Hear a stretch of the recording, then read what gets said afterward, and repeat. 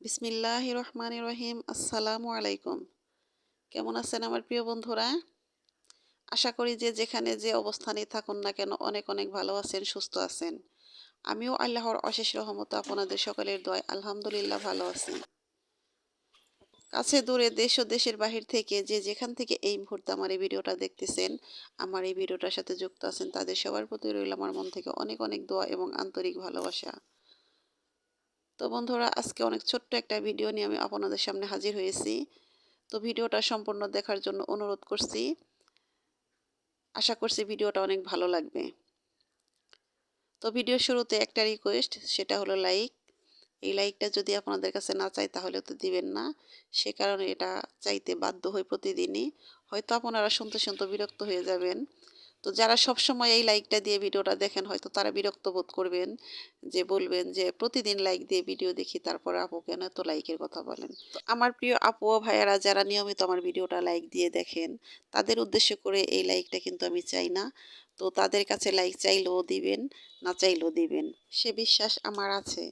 তো যারা নতুন অবস্থাতে আমার এই ভিডিওটা দেখবেন, হয়তো নতুন অবস্থাতে ভিডিওতে ঢুকলে লাইক দিতে ভুলে যাবেন, সে কারণে কিন্তু এটা মনে করিয়ে দেই। তো আমি যখন নতুন নতুন ভিডিও বানাতাম বা সবার ভিডিও দেখতাম, তখন কিন্তু আমার এই ভুলটা অনেক সময় হয়েছে। তো ভিডিওতে ঢুকে শুধু ভিডিওই দেখেছি, লাইক দিতে ভুলে গেছি। তো ভিডিওতে যখন আপুরা বলেছেন যে একটা লাইক দিয়ে দিবেন, তখন আবার ব্যাক করে আমি লাইকটা দিয়ে দিয়েছি। তো আমার নিজের অভিজ্ঞতা থেকেই কিন্তু আমার এই লাইকটা চেয়ে নেই আমি, যে ভুল তো হতেই পারে, ভুল মানুষের মধ্যেই হয়। তো শুধরানোর দায়িত্বটা তো কিন্তু আমাদের। তো বন্ধুরা, এই তো আজকেও রান্না বান্না নিয়ে হাজির হয়েছি। কিছু ইফতারি বানাবো, কিছু একটা তরকারি রান্না করব। তো এটা হলো নদীর মাছ। এর আগেও কিন্তু একদিন রান্না করেছিলাম নদীর খসল্লা মাছ। সেই মাছটা আজকে রান্না করব। তো এই মাছটা কিন্তু হাতে মেখে রান্না করলে বেশি মজা লাগে। তো প্রথম যেদিন রান্না করেছিলাম ওই দিন কিন্তু বেগুন দিয়ে হাতে মেখে রান্না করেছিলাম, অনেক মজা হয়েছিল।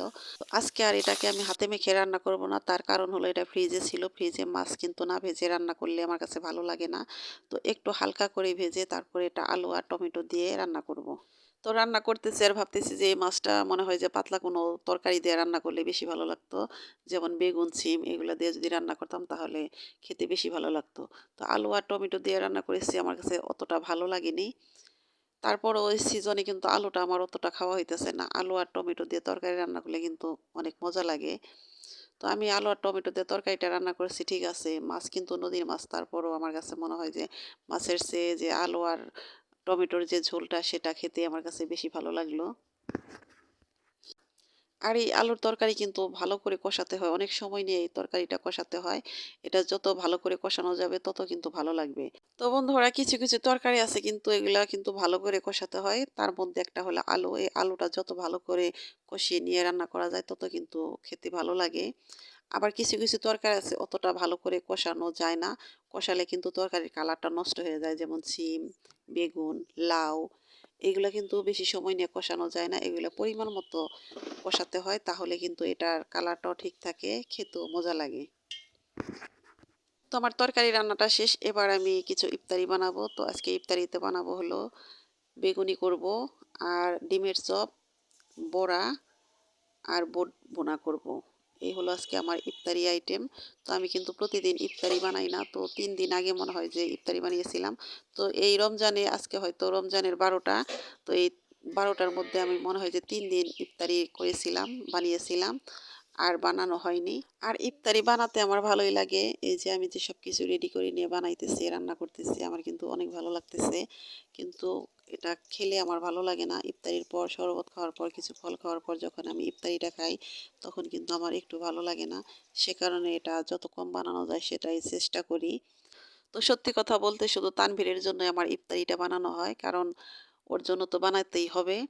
আমার ভালো লাগা না লাগা সেটা তো বড় কথা না। তো ছেলে তো ছোট মানুষ, ওকে তো বানিয়ে দিতে হবে। তো আমার বানাতে কোনো সমস্যা হয় না, আমার বানাতে ভালোই লাগে। আমার যদি সারাদিন কেউ রান্না করতে দেয় তারপরেও মনে হয় যে আমি ক্লান্ত হব না। আমার রান্না করতে খুব ভালো লাগে। শুধু রান্না নয়, বাড়ির যে গোছগাছ যে সমস্ত কাজ আছে, খুঁটিনাটি এই কাজগুলো করতে কিন্তু আমার ভালো লাগে। কাজের মধ্যে মনটা বসে যদি রাখি তাহলে আমার অনেক ভালো লাগে। আর যখন কাজ না থাকে তখন আমার ভালো লাগে না। আর এখন তো কাজের কোনো শেষই নেই, কারণ এমন একটা চাকরি পেয়েছি মোবাইলে, যে অন্য কোনো কাজ না করলেও চলবে, কিন্তু এই কাজটা না করলে আর চলতেছে না। তো সব সময় দৌড়ের উপর থাকতে হয়। এটা আমরা সবাই জানি। অনেক সময় দিতে হয় কিন্তু এই মোবাইলে।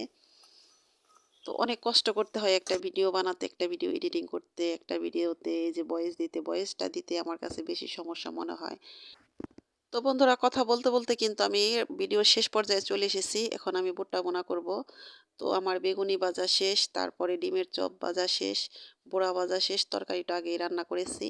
এখন আমি এই তো ভুট্টা ভুনা করব। তো বুট ভুনার মধ্যে আমি শুধু আদা, রসুন, জিরা বাটা আর অল্প কিছু শুকনা মরিচের গুঁড়া দিয়েছি আর হলুদের গুঁড়ো, জিরা গুঁড়ো এগুলো দিয়ে তারপরে টমেটো দেব।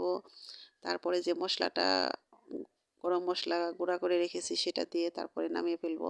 আর এই বুটটা কিন্তু আমার ফ্রোজেন করা ছিল। তো সে কারণে কিন্তু এই বুটটা আমি একটু ভালো করে কষে একটু পানি দিয়ে সিদ্ধ করে তারপরে অন্যান্য মসলা দিয়ে তারপরে নামিয়ে ফেলবো। তো এই তো আমার এই আলুটাও কিন্তু ফ্রোজেন করাই ছিল, বুটের সাথে রেখেছিলাম। এই আলুটা আমি হাতে ভেঙে দিলাম। তো আলুটা হাতে ভেঙে দিলেই মনে হয় যে বেশি ভালো লাগে। আমি অন্যান্য বছর কিন্তু এই বুটের সাথে আলু না পেঁপে খাইতাম। পেঁপে দিতাম, পেঁপে দিলে আমার কাছে বেশি ভালো লাগতো। তো এখন কিন্তু পুরা টমেটোর সিজন, সে কারণে টমেটো দেব বলেই কিন্তু টমেটোর সাথে আলুটা দেই। কারণ টমেটো আর আলু একসাথে খেতে কিন্তু বেশি মজা লাগে। সে কারণে এবার আর পেঁপে খাইতেছি না, শুধু আলু দিয়ে আর টমেটো দিয়েই বুটটা খাওয়া হইতেছে।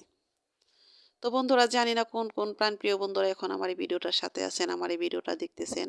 তো বন্ধুরা শেষ মুহূর্তে এসে আবার বলতেছি, যদি লাইক দিতে ভুলে গিয়ে থাকেন মনে করিয়ে দিলাম, প্লিজ একটা লাইক দিয়ে দিবেন। তো এই তো আমার বুট বোনাটাও শেষ। এখন আমি কিছু ধনিয়া পাতা দিলাম আর গরম মসলার কিছু গুঁড়া দিয়ে আমি এটাকে নামিয়ে ফেলবো। তো আমার রান্না কমপ্লিট। তো আমার আজকের ভিডিওটা, আমার রান্না বান্না কেমন লাগলো অবশ্যই আমাকে কমেন্ট করে জানাবেন। আর হ্যাঁ বন্ধুরা, আমার কথা ও কাজে হয়তো অনেক ভুল আছে, সেই ভুলগুলো প্লিজ ক্ষমা সুন্দর দৃষ্টিতে দেখবেন। তো আল্লাহ হাফেজ, আসসালামু আলাইকুম।